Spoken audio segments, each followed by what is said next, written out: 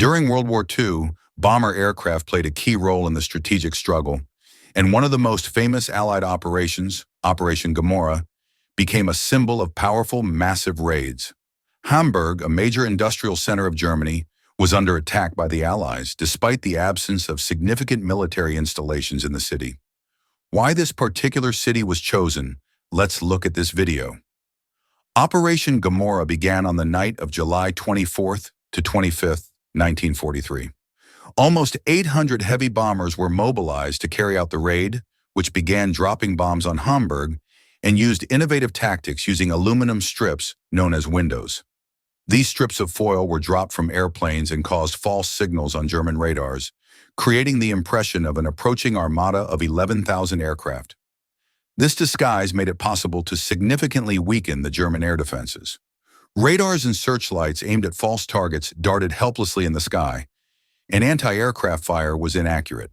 As noted by British Air Marshal Harris, thanks to this tactic, the effectiveness of the German defense was reduced to a minimum, and Allied losses amounted to only 12 bombers, only 1.5% of the total. The raid lasted 2.5 hours, during which time about 2,300 tons of bombs were dropped on Hamburg. On the night of July 27th to 28th, 1943, Operation Gomorrah continued with a massive Allied raid on Hamburg. Over 700 bombers dropped about 2,300 tons of bombs, engulfing more than 16,000 buildings in flames. Fires caused by the explosions engulfed the city, and fire columns were visible at a distance of 200 kilometers.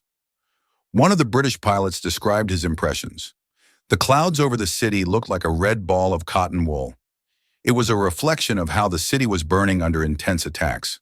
The third raid, on the night of July 29th to 30th, was similar to the previous ones, when 726 bombers dropped 2,277 tons of bombs.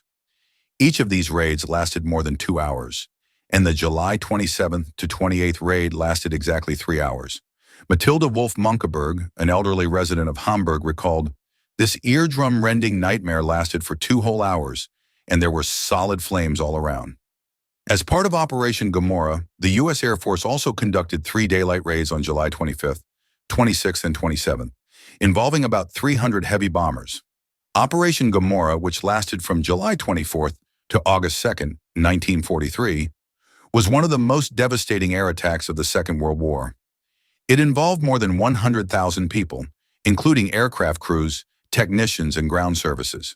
In total, 7 air raids were carried out, of which 4 were night and 3 were daytime. About 9,000 tons of bombs, mostly incendiary, were dropped on Hamburg. The results of the operation were disastrous. The Allies lost 57 aircraft, 2.4% of the total, and about 55,000 people died in Hamburg. Half of the residential buildings were completely destroyed. 23 square kilometers of the city area burned out, and 180,000 tons of ships sank in the port. The city's shipyards and docks were also severely damaged. The motives behind such a massive destruction of a peaceful city were explained by the British military as a way to undermine the morale of German citizens.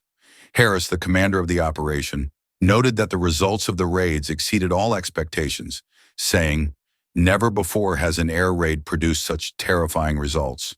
In response to criticism of the brutality, the Archbishop of York defended the raids, arguing that they could shorten the war and save thousands of lives. Operation Gomorrah became a model for future air raids on other German cities. The British even released an album with photos of the destruction in Hamburg. The report of the Office of Strategic Bombing recognized that the main purpose of the attacks was not only the military infrastructure, but also the destruction of the morale of the German population. Despite the strategic goal, it is important to note that the destruction of the city did not lead to long-term economic damage. Within 5 months, Hamburg's industry had recovered 80% of its pre-operation production level. However, a moral assessment of the actions of the Allies was given by the historian Fuller, called the operation a terrible massacre that would be a disgrace even for Attila.